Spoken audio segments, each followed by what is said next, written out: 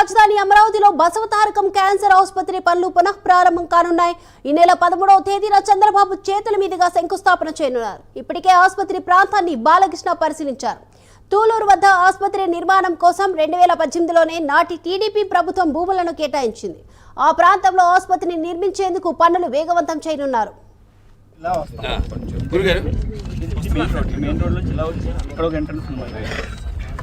200 feet road అండి ఇది. Entrance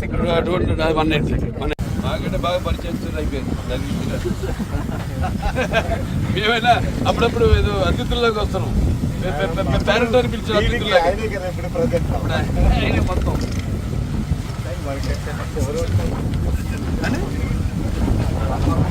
అది బౌండరీ.